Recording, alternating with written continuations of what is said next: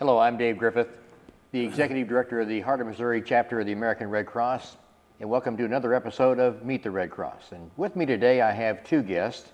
Our first guest in the first part of our segment will be Bill Luebbert, and Bill is a member of the Board of Directors, and also he's one of the co-chairs for the Lifesaver Awards event we're going to be having in June, and we'll be talking about that in a little bit. In the second half of the show, we're going to be talking with Donna Zeilmann, and Donna is one of our longtime volunteers and has a great story that she's going to share with us. Bill, welcome to the show. It's a pleasure to have you here with us today. Thank you very much. Thank you. I wanted, first off, I want to talk to you about the Board of Directors and what that means. And I know you've been on the board for a while, but many people also in the community will recognize you as one of our city councilmen. First off, I'd like, Bill, for you just to tell us about your experience on the Board of Directors and how that has been for you.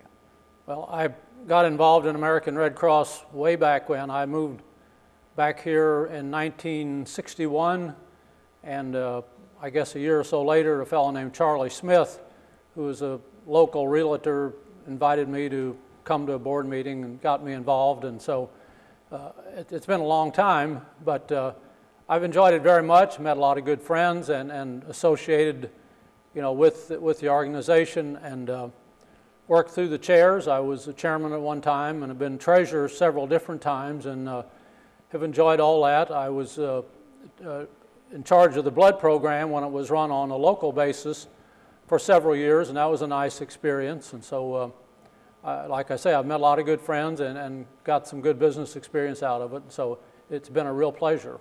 Okay. Well, Bill, not only are you on the Board of Directors, but you're also a city councilman, and just very briefly, how has that experience been for you? Well, it's been fine. I've enjoyed it very much. I've always enjoyed community service, and I think running for city council is probably the last or the ultimate step. Maybe the mayor would be the next one up, but I don't have any designs on that. I joined the Red Cross early in life and joined the city council late in life. But one way or the other, there's some parallels and very much community interest, and I've certainly enjoyed the council work also. Do you see any correlation or connection between what you've done with the Red Cross and what you've done with the city on being on the council? Well, the Red Cross and the city are both organizations. Obviously, the city is quite a lot larger in terms of dollar throughput and the scope, but nevertheless, they are both businesses or organizations of sorts which have budgets and personnel situations and a whole variety of activities, and so they mesh and parallel to a great extent. Okay. Well, let's kind of shift gears here and talk about the Lifesaver Awards. Yeah, I know in the last show that we had, I mentioned that we changed the name of a lot of things that we've done in the Red Cross since I took over as the executive director. One of those things, for a long time, it was known as the Day of Heroes. I think when Melissa Friel first started it, it was called the Day of Heroes, or the Heart of a Hero. Heart of the Heroes, yes. And it was changed because of to separate it from the American Heart Association's Heart Month. But we changed the name of the event this year to the Lifesaver Awards. How do you see the transition from the Day of Heroes to the Lifesaver Awards? How do you see that transition, Bill? Well, I see it. I see the two events. Of course, the format's significantly different, but it basically designed to honor some people who have done marvelous community service or service to humanity by being heroes in maybe a lesser way than a lifesaver, but certainly the Lifesaver Awards merit great acclaim also. So they mesh and parallel, and I think they're a nice transition from one to the other. So do you see the Lifesaver Awards as being significantly different than the Day of Heroes? No, not really. I suppose the criteria for becoming a lifesaver, is somewhat more positive than being a hero, even though I recall some of the hero awards were given to people who were really involved in significant single events, which to a degree were a lifesaver, but I think they follow each other really well. The planning of any event that takes place, there's a great deal of planning that goes into it. What have been some of the challenges that you've seen for the Lifesaver Committee? Well, it seems like the biggest challenge has been actually to find the Lifesaver candidates. We've first established a May 1st deadline for applicants or for people being suggested, and we've had to extend that now until May 11th.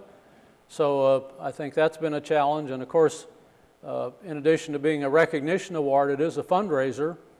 So getting out and finding businesses and individuals and who are willing to put some financial background into this has been a challenge, and certainly there's been a lot of people out doing that, yourself included, of course. So that's been a challenge, and again, like I suggested, finding or getting people to come forward with resumes of people who've been actually involved in life saving. You know, Bill, that was one of the challenges that I served on that Day of Heroes committee for a few years, and that was always a challenge for us at that time as well, because in finding those that were going to be heroes or be nominated to be a hero. And I think one of the things the suggestion to change the name was because a person that's a hero doesn't like to be called a hero. And many of those heroes that we identified back then, even getting them to come to the event to pick up their award was a challenge for us as well. The time of the day, I think, may have had something to do with that, with being a lunch event where many of them were at work. But the Lifesaver Awards, and I can tell you, I just went to an event in St. Louis where they had theirs, and it's a very moving experience to be able to listen to the stories of what those people have done. Can you tell me something about the categories that we have this year in this Lifesaver Awards? Yeah, there are 6 categories selected: Good Samaritan Award, Youth Award, Blood Services, Military, Medical,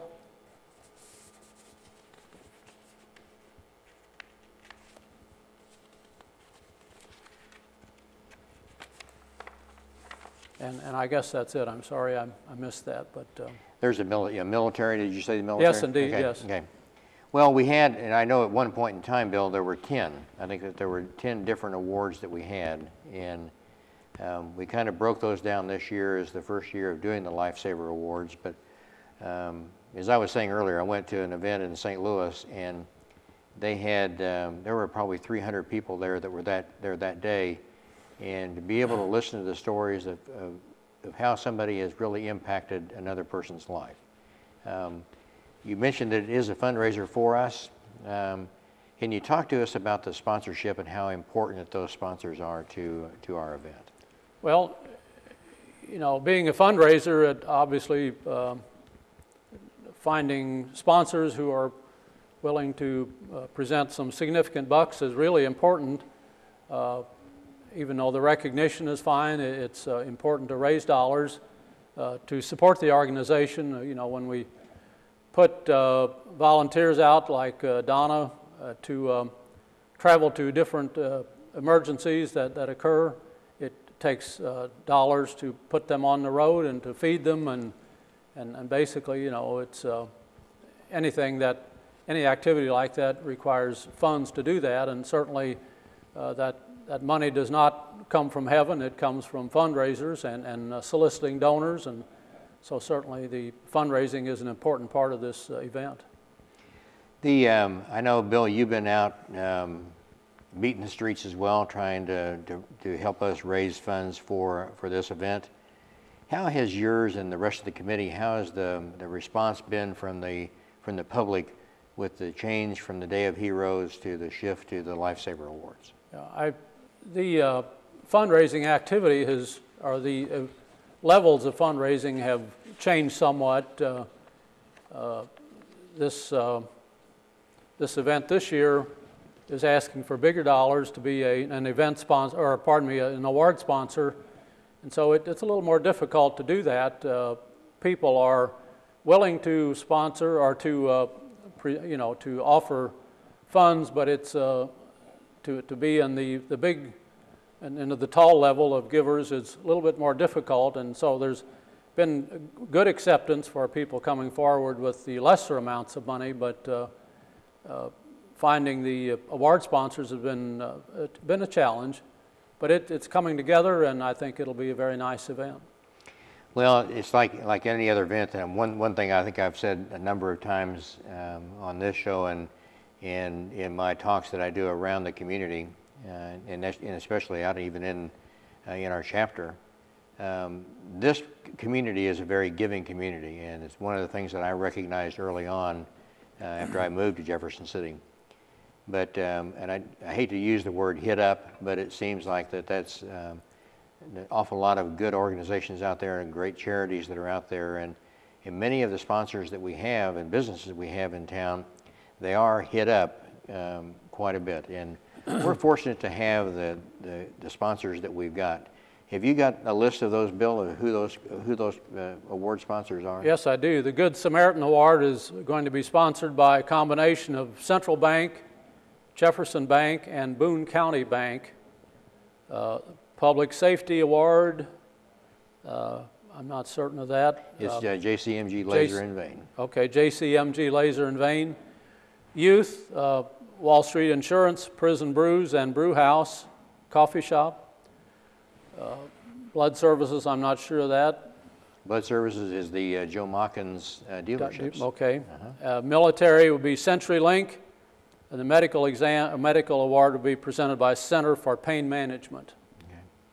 One of the sponsors that we have there with for military, the Center for Pain Management, two of their physicians' wives were actually key in getting all of this event started 15 years ago. And so one of the really blessings that we have in the Lifesaver Awards as we've transitioned to that is the sponsorships that we've had that we've been able to maintain over the years. And sure. CenturyLink is one of those that's been with us for a number of years. We do have some new ones in the collaboration of getting Central Bank and Jefferson Bank and Boone County National Bank to get them together and really engaging more of the counties that we have in our chapter has been something that I've been very proud of, that we've been able to get that accomplished. Sure. The Hero Awards were largely related to Cole County and Jefferson City, even though we did try to get out and around, but this is definitely a bigger spread than we had before. Yeah, we've actually gotten some nominations that have come from Randolph County and come from Pulaski County, sure. And so we are trying to reach out, and it's trying to engage all 21 of those counties is going to be a real challenge sure, for us. But that's what it's all about.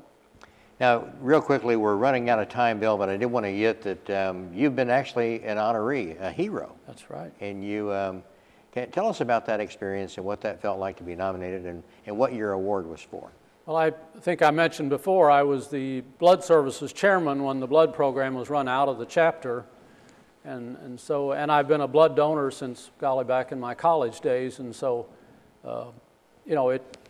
I don't know who nominated me or why or whatever, but I was certainly pleased. And so it was a surprise and a nice honor, I thought. The special part of that was my daughter from Texas, and her two children were here at the time, and so they were here with me to witness and see me get the award. And about a year ago, they were here, again, the two granddaughters, and so I took them with me to the blood center and donated a pint of blood that day so they could see what it was really like. And so that's, it's been a nice connection and sort of special to me.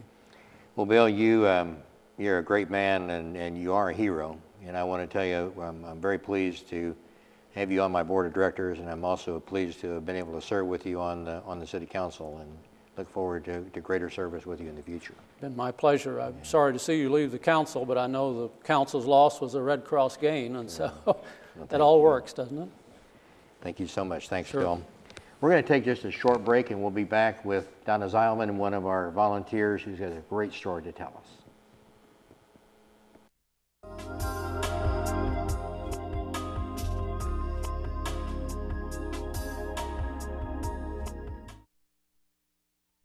Lafayette, what you doing? I'm not gonna lie, definitely not easy. Hey, whoa. Just gotta get through the day. How do you stop it? Being used to doing something with a cigarette makes it hard doing it without one. If I can relearn to get through my workday without cigarettes, I can relearn anything without cigarettes. Relearn life without cigarettes. Free at becomeanx.org. A new way to think about quitting. Morning, sunshine. Wakey, wakey. Text me.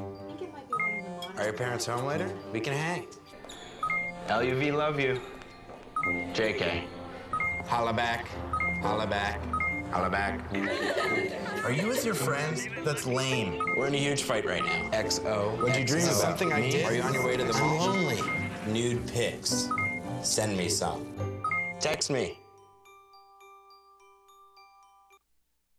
So my uncle calls and he says he's dizzy and he's losing his balance. I'm like, Unc, you want me to take you to a doctor? He's like, no, I'm gonna look up the symptoms.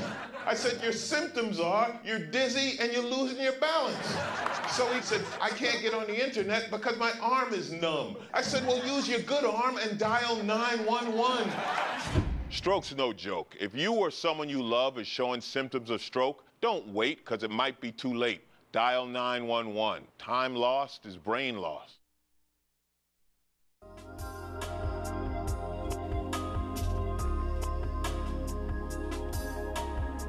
Welcome back to Meet the Red Cross. I'm Dave Griffith, the Executive Director of the Heart of Missouri Chapter, and joining me now is Donna Zeilmann. Donna is a very respected and well-traveled volunteer for the American Red Cross, and especially for our chapter here. Donna, welcome to the show. Thank you for inviting me. Well, I'm awfully glad to have you here, and after I first came on board with the American Red Cross, you were one of the first volunteers that I got to meet, and after hearing your story, I knew that sometime in the very near future I needed to have you on this show so you can share your story with all of Central Missouri. And Thank you. It's an opportunity to kind of tell people that, you know what, the Red Cross has done a lot more for us than we'll ever do for the Red Cross. My husband and I both have reached that 70 area plus, but most people don't realize we're that old because Red Cross has kept us young and kept us active, mentally and physically. Well, Donnie, you might just first tell us, we could spend an entire hour just talking about the stories that you have, but just tell us about how you got involved with being a volunteer for the American Red Cross and how that might be an encouragement for someone else that's thinking about volunteering for the Red Cross and how they can do that. Well, my husband and I both joined the Red Cross in 1993 as a result of the great floods. Our town, the little town of Bonnets Mill, was under the water, and we had been traveling in and out by boat for quite some time. It was not in our house, but it was in a rental house that we have. And my nursing background kicked in, and I realized suddenly that we were both getting depressed. And I said, we need to get out of this house and go somewhere. I said, let's go to Jefferson City and find a squeegee. So we went to Jefferson City, and we visited every hardware store, and everybody was out of squeegees. And at the last place we had to go, somebody said, well, you know, Red Cross is in town. They might have a squeegee. Why don't you go over and see them? So we did.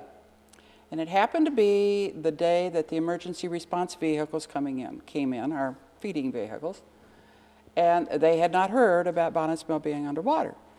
And they said, well, you know, can we come down there and can we help? Well, I guess. You know, we hadn't been in Bonnets Mill more than about 2 years at that point, and still felt a little bit like strangers. And so, anyhow, we kind of said, yeah, okay, that'll be fine. Come on down. So we felt a certain amount of responsibility, and so every day we would go in, and we would meet the IRV, and we would help them feed the people. And then they brought a lot of supplies down, and we would distribute out the cleaning supplies and so forth to those who were affected. And that's kind of how we got started, because now it's payback time. Okay. Now, with the American Red Cross volunteers, there's a number of different areas that you can volunteer for, especially on the disaster team. But rumor has it that you have become a logistics expert with the American Red Cross. Now, kind of tell us about that and how you got to be that expert. Well, somebody asked me one day, how did you become a logistics expert? And I said, well, I had 5 children in 6 years. So I had to become a logistics expert. But logistics is the part of a disaster response that provides everything. We provide the vehicles that people have to drive. We provide the facilities that they have to utilize to take care of clients. We provide the food, the paperwork, all of the stuff that is needed to make a response work. If we didn't do our job, the people that are out interviewing the clients and so forth could not do their job. So that's basically what our thing is. How I became a logistics expert is just by going out on a lot of disasters, working with a lot of great volunteers, learning how to put a large puzzle together, because it is like a giant puzzle and no disaster is ever the same. People will say, well, what is the worst disaster you've ever worked? A flood. Basically because you sit and you wait and you watch the waters rise and destroy people's lives, essentially, and then you wait and you wait and you wait for it to go down so that they can start rebuilding. And of course, one of our big jobs is to help people revitalize and bring themselves back to taking care of themselves after a disaster. I can't tell you how many times I've heard, everything is gone. Now what am I going to do? And so it's our job to help them figure out what to do.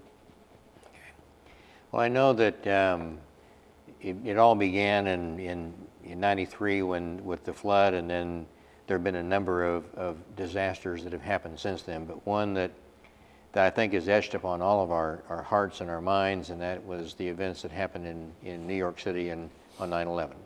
Yeah. I know that you were directly involved in the logistics of that as well. Yes. And, I'd like for you just to share a couple of stories about what that was like for you to be that close to ground zero, and what impact that you felt like that you had on those that were there. I suppose, if you want to really be honest about it, we didn't realize how much of an impact it was having on us until about a year later. I was giving speeches the first anniversary of 9/11 to various people. And of course, we hadn't been home very long. We were there for 8.5 months, my husband and I. And he was out on another assignment, so I was doing double duty. I was doing his presentations and mine, and I was doing fine until I went back to the grade school in Lynn, where we both had gone to school, and I started to make the presentation, and suddenly I couldn't talk.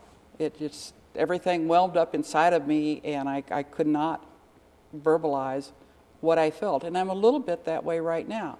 To tell you what I felt, I don't know. We were so busy trying to take care of all the situations that were there, and they were so broad and varied.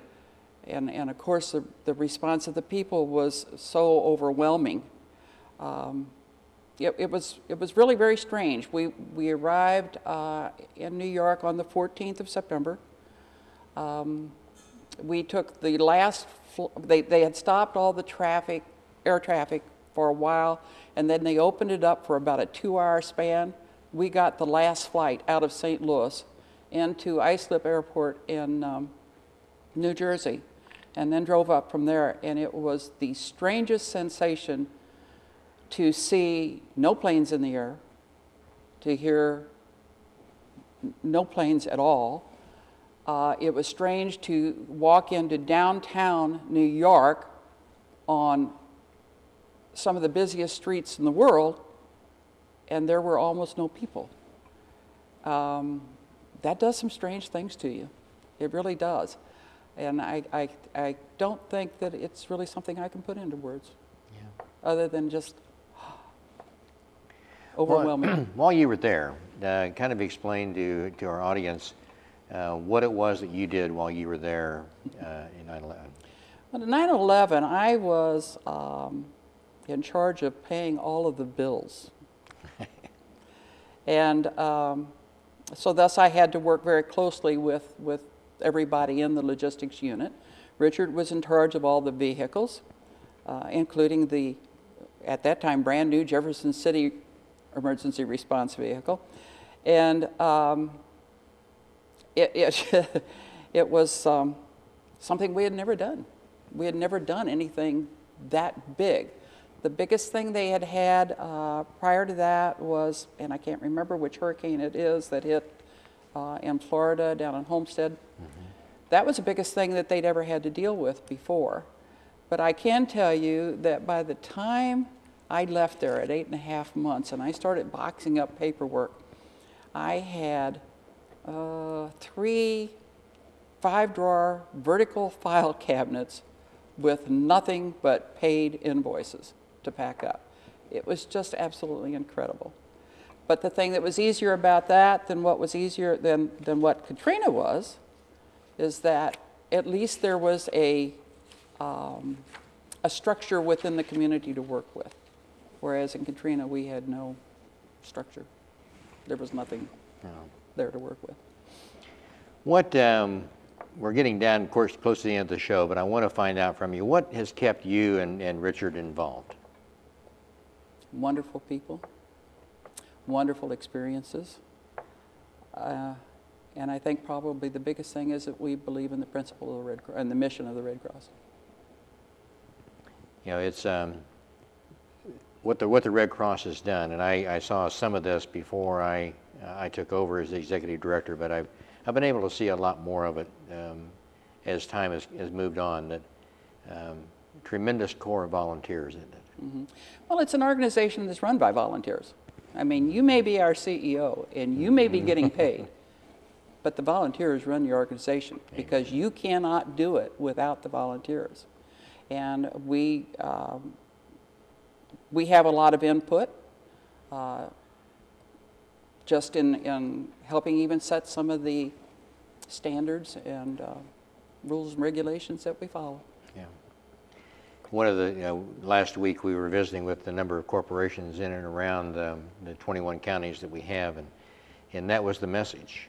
The message is that the 340 plus volunteers that we have in the 21 counties that make up the Heart of Missouri chapter, those are the boots on the ground, literally the boots on the ground, and the people like me and the wonderful staff that I have. It's not about us. I mean, we can't do it, and if we had to, we wouldn't be able to accomplish what you all are able to accomplish. And so, Don, I want to thank you and your husband Richard, and I want to thank all the volunteers that we have that serve our communities every day, because without you, we wouldn't have it. Well, Dave, if I have a minute, all I can say to people out there is if you want to join an organization and have a good feeling here in your heart, come join us. All right. We do a lot of good. Thank you so much for being here. Thank you for joining us for this edition of Meet the Red Cross, and we'll see you again next time.